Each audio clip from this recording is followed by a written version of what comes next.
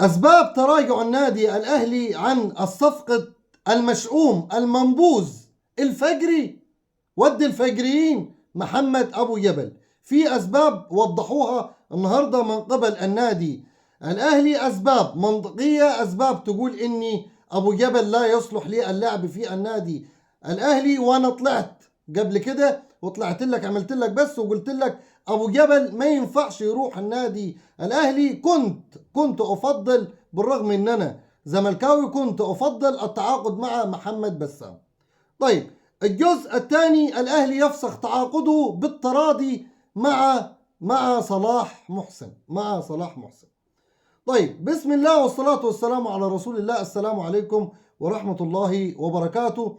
لو انت اهلاوي اكتب لي عاش النادي الاهلي، لو انت زملكاوي زي حالاتي اكتب لي عاش نادي الزمالك. اهلاوي زملكاوي اخوات، لا للتعصب الكروي. ما تنساش تدوس لايك وتعمل مشاركة وتوصل صوتنا في كل مكان. الحمد لله وفضل من عند الله ان انا اللي انا بقوله لك صح، اللي انا بقوله لك بيطلع صح. الحمد لله. طلعت لك امبارح قلت لك صلاح محسن اول الراحلين عن النادي الاهلي. وقد كان النهارده الاهلي بيصدر البيان بتاع الاهلي، هقرا لك النص بتاعه. الاهلي يفسخ تعاقده مع صلاح محسن بالتراضي. قام النادي الاهلي بفسخ تعاقده مع صلاح محسن لاعب الفريق الاول لكرة القدم بالتراضي، وذلك بناء على طلب اللاعب. خلي بالك، ذلك بناء على طلب اللاعب الذي تقدم به قبل 10 أيام. وفي ضوء الرؤية الفنية للفريق تمت الموافقة. طبعا الرؤية الفنية رؤية مارسيل كولر، قال أنا مش عايز اللاعب معايا، أنا لا يصلح لي اللعب في النادي الأهلي. وفي ضوء الرؤية الفنية للفريق تمت الموافقة على رغبة صلاح محسن الذي سدد القيمة المالية المطلوبة وفقا للتفاوض الذي جرى مع أمير توفيق مدير التعاقدات والقائم بأعمال المدير التنفيذي لشركة الأهلي لكرة القدم، والعرض على لجنة التخطيط والمشرف العام على الكرة. هو ده كان بيان النادي الأهلي. الحمد لله أخبارنا 100%. الحمد لله الواحد بيجتهد وبيشتغل على نفسه وربنا بيكرم. يبقى خلاص صلاح محسن باي باي من النادي الأهلي. طيب، صلاح محسن راح فين؟ طيب، طلع الأستاذ كامل أبو علي رئيس النادي المصري قال لك نجحنا في ضم صلاح محسن من الأهلي بصفقة نهائية بعقد لمدة 3 مواسم ونصف. صلاح محسن ساب الأهلي راح النادي المصري في صفقة لمدتها 3 مواسم ونصف. ربنا يكرم صلاح محسن وإن شاء الله تزول المشاكل الزوجية ويرجع يركز مع الفريق مرة أخرى. طيب، لايك وشير وصلي على حبيبك وسيدك وشفيعك سيدنا محمد صلى الله عليه وسلم.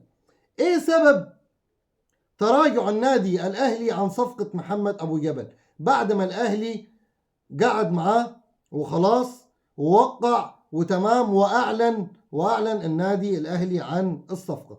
طيب، وفقا لموقع القاهرة 24 على مسؤولية موقع القاهرة 24 قال لك أسباب تراجع الأهلي عن التعاقد مع أبو جبل. 1. حدثت مشادة بين أبو جبل وكهربا في معسكر المنتخب، ولذلك كان هو السبب الرئيسي لتراجع الأهلي عن التعاقد مع اللاعب، حيث شعروا أنه لا يناسب مبادئ النادي الأهلي. ده مش كلامي أنا، ده كلام موقع القاهرة 24. أكمل لك بعدها تواصل مسؤولي الأهلي مع محمد الشناوي الذي أبدى عدم ارتياحه لإتمام الصفقة نظرا لبعض سلوكيات أبو جبل التي قد تؤدي لمشاكل داخل غرفة ملابس الفريق. أنا قلت لكم محمد أبو جبل أنا عن نفسي أنا مش عايزه يروح النادي الأهلي، مش عشان خاطر إن أنا زملكاوي وإن هو ساب نادي الزمالك، بس هو بيجري ورا الفلوس أكتر. هو لا مؤاخذة في الكلمة كلب فلوس وهيتعب النادي الأهلي في الموضوع ده. يعني لو جاله عرض وهو بيلعب في النادي الأهلي عرض أقوى، أقسم بالله هيسيب الأهلي وهيمشي زي ما عمل مع نادي الزمالك. اتبطرت على نادي الزمالك، خذلتنا مع المنتخب المصري، خليت الناس كلها تكرهك، فده كان سبب التراجع على كلام موقع القاهرة 24. دمتم سعداء واشوفكم في الفيديو القادم. سلام عليكم.